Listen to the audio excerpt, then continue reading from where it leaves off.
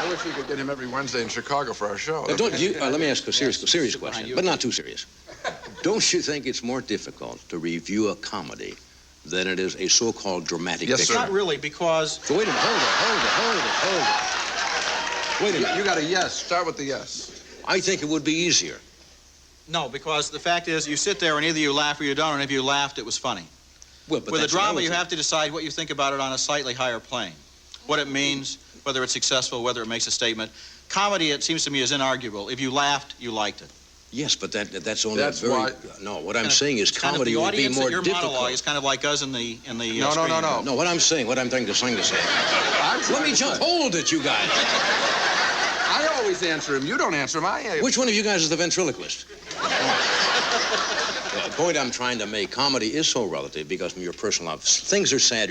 If you have a scene, somebody is sick, everybody's going to react pretty much to that scene the You same got to be way. demented not to. But if you tell a joke, you're going to have 500 people in the audience who perceive it from different points of view. Half of them may think it's funny, 25% say it's mildly funny, 25 don't get it. So that's why I say comedy is a very personal...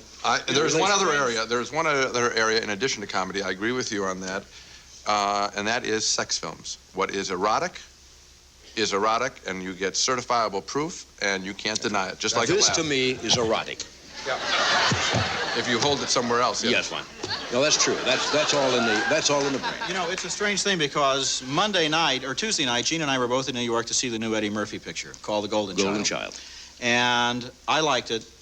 And I didn't. And Gene didn't. Mm-hmm. And we were talking about the audience. We were in the same theater. And I said, it's going to make millions of dollars. Everybody there was laughing. And Gene said, I don't think it's going to be very successful. The audience didn't like it very much. We were about a row apart. No, we were not. We were about 12 rows apart. As a matter of fact, you were in the center. sitting right next to each other. Oh, he's not that big. When you review... This is getting out of control. All right. Now I'm in trouble, right? Have you ever Is had... it true? Can I just ask Exactly what time of night was it I lost control of the show here? Eddie's picture, whether it's good or bad, according to critics, it's going to go through the roof anyway. It's got Eddie Murphy in it. I think it will do very, very well. We have a bet that it will make $100 million before April the 1st. I bet $5. He says Unfortunately, my picture came out at the same time. So. we didn't bet on What was it. the name of that film, by the way? I know I saw it yesterday. That was the one amigo. Actually, there is a comedy coming out. I'll be in my Winnebago outside. Why don't you guys... Oh, hi. Hi, how are you? When you review a comedy, Yes. would you rather be in an audience full of people? If I had my brother? Or sitting at home watching it just by yourself? Isn't it more difficult? If it's funny, I'd rather be with an audience. However, Woody Allen once insisted that Roger and I and other critics, I believe, see Bananas, arguably one of his very funniest films, alone. Because he was so confident, I believe, of that film's humor that if we got laughing alone, that we would know just how funny it was, because it is tough to laugh alone. Sure. And I did laugh alone, and it is funny. The suck out the poison scene with the snake and the woman is funny, whether you're alone or with 1 million people. All right, now the scene you just saw in the Three Amigos. Yes. I thought it was funny. Now, you may not think it was funny. How do you feel about it? I thought that was funny. I thought there were large chunks of the picture that were The not. Randy Newman songs were very funny. What did you think? What did you think of the Crazy Bird Call trying to get their attention? I think I got the idea right away, a little more quickly than... Well, I think that's the idea, yeah. But I mean, I got the idea that he was going on too long. Yeah. Right away. So that I felt that he went too far. See? When are your next picture coming out?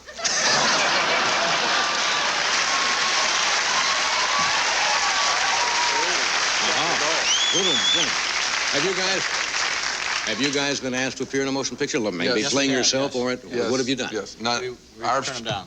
Why not? Our place is in the seats, not on the screen. We've even been asked to do commercials, and we will not do commercials. Certain film critics do commercials. Do you think it We don't. jeopardizes your If we credibility? can be bought by a product, people might think we can be bought by a movie or by an actor who might want to hand me $100 while I'm thanking. Yeah. Okay, let's talk about some of the... Actually, there is a funnier film out now than either Eddie Murphy, coming out now, either than Eddie Murphy's film or Mr. Chase's film, and that is Little Shop of Horrors, which is a wonderful musical, and that's one of the Christmas films that I'd like to recommend. Steve's in that. Steve is in Steve and- Shop of and Horrors. He's very, very funny in it. He plays the dentist. A demented Elvis dentist, and he's hysterical. Rick Moranis, it's the play that's in Broadway, based on a movie, and it is funny and a good musical. What's going to be big for the holidays? Well, already Heartbreak Ridge is huge. Yeah. Eastwood in action. Did you like it? Not that much. I liked it. No, you see. Let me ask you something. Do you guys just disagree because it makes good, No. pro and con? No, see, we just agreed. No. We probably agree about three-quarters of the Why time. didn't you like Heartbreak Ridge? I did like Heartbreak Why Ridge. didn't you like it? I just felt that it was a little bit recycled out of the Dirty Dozen. A little bit from the territory was very familiar to me. It moved. I know what Roger's talking about with the bird call thing. Yeah. When we get the joke, we want to move on. You have a sense of timing. You know when something's being belabored.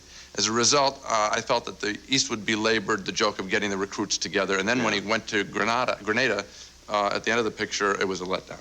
I thought it had tremendous energy. I think that Eastwood knew that it was coming out of this tradition of the old guy trying to train the recruits, and that he was playing against that. He was going against that, and so it wasn't predictable. Apparently the Marine Corps was I not also too liked the happy with language.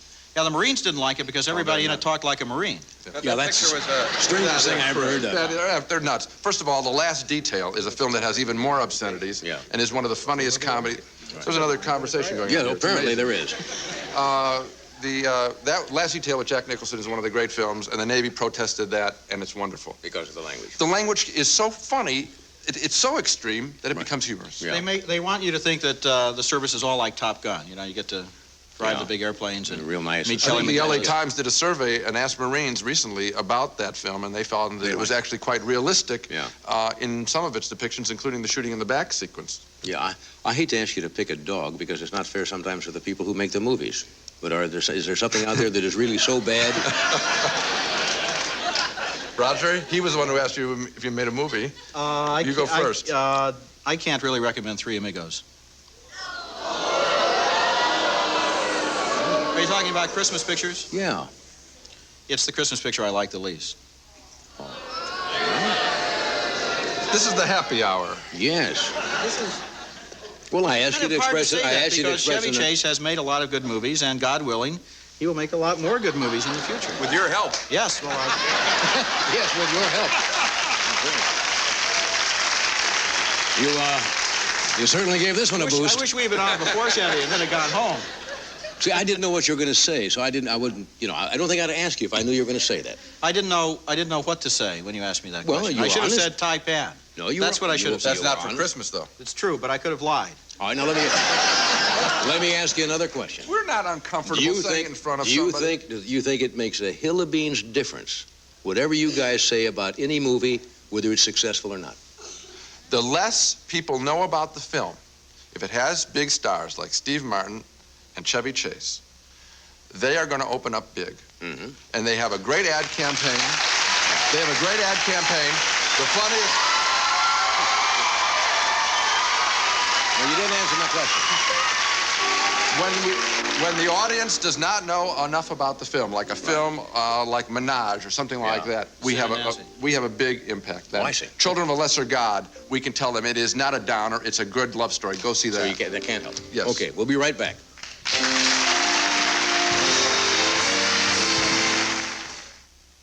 Very interesting show tonight. Now, you guys go back to Chicago now? That's right. As soon as we can. Well, Chevy will see you to the train or a plane or however. I'll be in Vegas now. This is it. Films are out. Anyway, Gene, Roger, thanks for being here. Chevy, thank you. Three Amigos is opening around the country, right? Yes, opening tonight, as a matter of fact, Friday night, and it should open big, we hope. Good luck. Okay.